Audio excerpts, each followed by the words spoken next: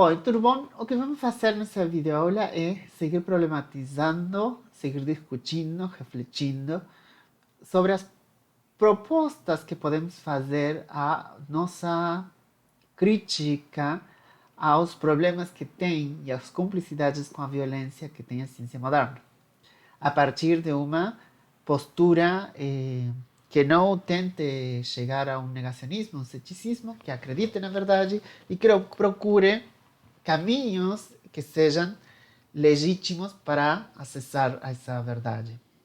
Para isso, vamos estudar o conceito de objetividade forte, que é um conceito de Sandra Harding. Para isso, vamos usar o texto Objetividade Forte como alternativa à ciência livre de valores, de Débora Aimoré, que é uma resenha de Objectivity and Diversity, Another Logic of Scientific Research, de Sandra Harding. Eu não sei se pronunciei bem, mas aí vocês têm escrito. O que Harding afirma é que a objetividade trata do papel dos valores e dos interesses envolvidos na atividade científica, que pode variar desde um não reconhecimento desse papel até o seu pleno reconhecimento, que é a proposta que ela vai defender. Quer dizer, a objetividade vai ser justamente aquilo que vai falar desses valores e interesses. E que se a gente não fala deles, estamos sendo pouco objetivos, pouco objetivas, né? Atualmente, no entanto, apresenta-se como dominante a perspectiva da ciência livre de valores. E desse modo nega-se a influência dos valores e dos interesses na atividade científica.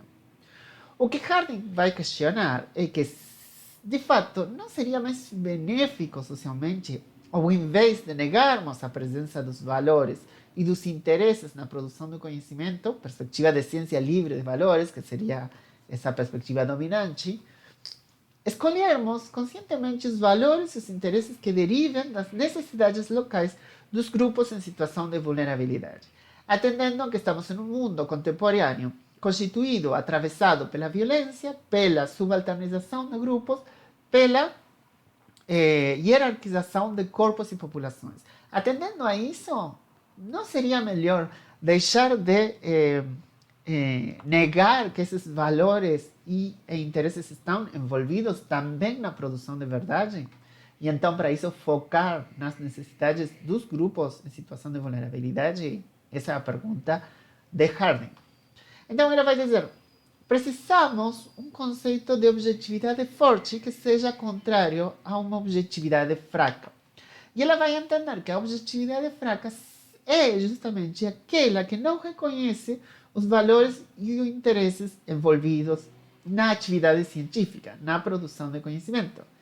Sendo que a objetividade forte será justamente a visibilidade dos grupos oprimidos, não só como objetos de pesquisa, mas também como protagonistas dos processos de produção de conhecimento, né? Isso é objetividade forte para Harding, isso é o que ela quer propor.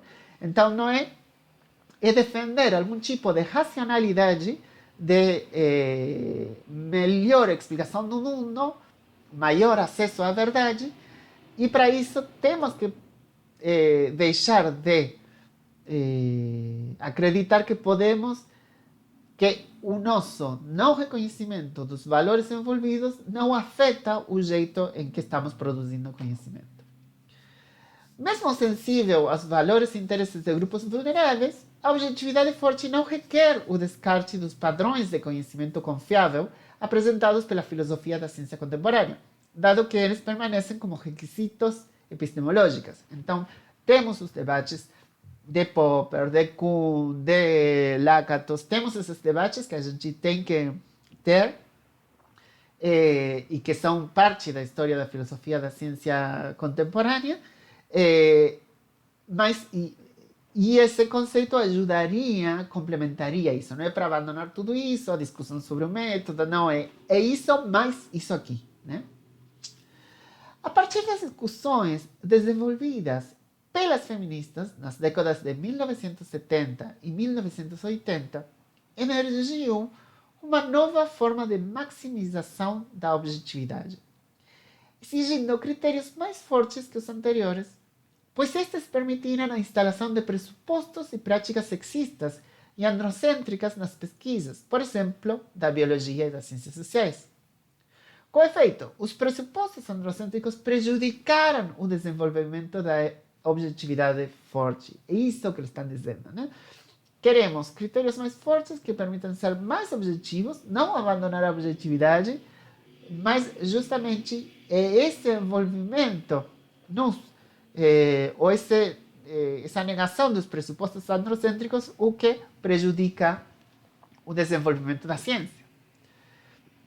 Precedidas pela análise do proletariado realizada pelo marxismo, as feministas procuraram demonstrar que as sociedades baseadas em estruturas desiguais tendem a expressar o conhecimento e as crenças dos grupos dominantes. Resumidamente, o que se considerava maximizar a objetividade nas investigações sociais e naturais eram, na verdade, estereótipos sexistas e androcêntricos, que, segundo as feministas, restringiam o processo de pesquisa. Assim, a teoria do ponto de vista, o standpoint theories, que é justamente o que ela vai tentar defender e que vem de vários grupos feministas, o que propôs é iniciar a pesquisa fora do quadro conceitual dominante, tal como no caso da vida cotidiana dos grupos oprimidos, entre os quais se situam também as mulheres. Né? A questão está em que é insistir não numa ciência abstrata, numa comunidade científica brigando por acessar a verdade, sem estar de fato inseridas em instituições, em sociedades desiguais, atravessadas por valores, mas pensar essa ciência realisticamente, uma ciência praticada no mundo real. E para pensar isso, temos então que prestar atenção a esses valores envolvidos. Então, a ideia, se a gente vai ficar focando nos diferentes pontos de vista que vão ser dos grupos oprimidos, é a reintrodução da diversidade valorativa nas comunidades de pesquisa. Sim? Promove-se assim, de modo especial, a perspectiva das pessoas pobres, de minorias étnicas e raciais, de pessoas de outras culturas, de mulheres, de minorias sexuais e de pessoas com deficiências. Perspectivas de diversidade mais amplamente utilizadas a partir das quais as reivindicações de conhecimento dominantes em todas as disciplinas começaram a ser reavaliadas. Reavaliar as disciplinas a partir justamente desses pontos de vista que vão de encontro em contra de o ponto de vista dominante. Né? Exemplos. Ela traz dois. Na verdade, traz vários, porque ela vai dizer também saúde, medicina, biologia, como atender simplesmente ao corpo, ou pressupor um corpo masculino.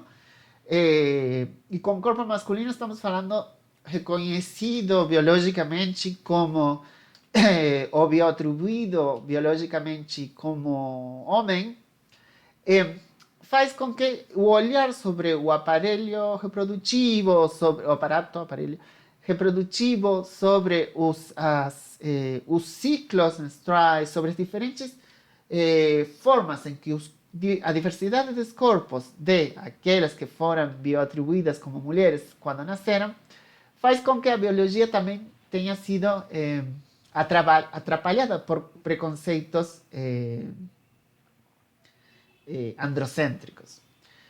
Também quando vamos analisar o trabalho, ela vai diz, dado que o trabalhador modelo das teorias de desenvolvimento são homens adultos empregados na indústria, portanto fora do ambiente doméstico e sem filhos, torna-se invisível o trabalho doméstico feminino, bem como seu trabalho de meio período ou sazonal, realizado fora do ambiente familiar. Se a gente tem um pressuposto androcêntrico, o trabalho feminino doméstico feminino desaparece, some como trabalho, né? Então, temos um pressuposto que não nos permite enxergar aos fenômenos sociais. Esse é o problema, né? Não é uma questão só ética, mas epistemológica, de acesso à verdade. No outro exemplo, ela está falando de não só dos no olhar androcêntrico, desde um olhar desde uma perspectiva feminista, mas também com outros conhecimentos de outras culturas. E aí trazemos poderíamos vincular com a questão do epistemicídio. Ela vai falar de os caçadores de gansos Cree, procedentes da Baía de James, Canadá, que desenvolveram técnicas de caça não predatórias, mantendo o abastecimento com base em uma compreensão igualitária entre gansos e humanos, segundo a qual a caça só se entrega aos caçadores quando neles se identifica o respeito de suas necessidades, por exemplo, ambientais. Assim, o reconhecimento do modo como os caçadores Cree se relacionam com a caça e com o mundo como uma prática científica depende de se identificamos a ciência como universal ou culturalmente específica. Caso seja suficiente como critério de cientificidade a realização de atividade que extrai inferências dedutivas de premissas e que as verifica deliberada e sistematicamente na experiência, levando ao ajuste dos modelos de mundo conforme as regularidades observadas, então sim, os caçadores de gansos Cree realizariam ciência. E tem outro olhar que é muito diferente, que traz outras consequências para o estudo da natureza. Né? Também vai falar que a questão está quando pensamos num mundo secularizado para pensar a ciência como o contrário à religião. Mesmo ponto de vista religioso, vai dizer a autora, sobre o qual muitas vezes o conhecimento tradicional se assenta, não é considerado impeditivo para o avanço da ciência ocidental. De fato, críticas de intelectuais do sul global, e a gente já viu isso num dos primeiros textos, explicitaram que, na verdade, o secularismo do norte global deriva da influência cristã e protestante, que secularizou práticas cristãs ao tornar individuais os compromissos e as práticas religiosas, ao desfazer a relação entre os compromissos religiosos e as cerimônias coletivas, bem como ao transferir as experiências religiosas ao âmbito privado. Então, não é que a religiosidade fica de fora, mas que se seculariza algumas tendências judeu-cristãs, que são muito específicas, que são particulares, assim como as outras. Né? Em suma, o que Harding pressupõe é que a ciência e a sociedade se coproduzem e constituem-se mutuamente, fazendo com que a produção do conhecimento torne-se cada vez menos baseada numa estrutura hierarquizada, afastando-se de pretensões universalistas nos seus resultados. Para atingir esse resultado, é preciso adotar a nova lógica da pesquisa, a perspectiva do ponto de vista, pois nela o investigador, investigadora e o investigado são colocados em condição de igualdade, apontando para graus de participação na pesquisa, que se volta aos valores e interesses dos grupos vulneráveis e localmente considerados. Desse modo, a proposta de Harding apresenta-se como alternativa às pesquisas centradas na universalidade abstrata, que é imposta aos contextos investigados, tornando invisíveis o gênero, a raça e outros fatores socialmente relevantes. Ela requer pesquisas alternativas que considerem particularidades concretas e, assim, atribuem função para populações vulneráveis na produção de conhecimento, integrando suas necessidades como relevantes ao método de investigação e promovendo uma ciência participativa a partir de baixo.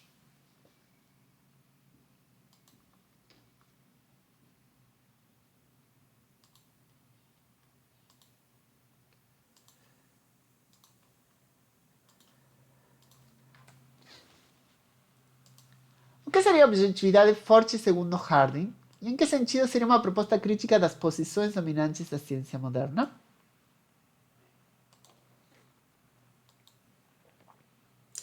Seguimos pensando então nas nossas alternativas para isso que tem se feito da ciência moderna, que tem trazido muitos benefícios, mas que ainda assim podemos seguir melhorando e seguir reclamando desde uma racionalidade forte, sim? Um compromisso ético com uma transformação social.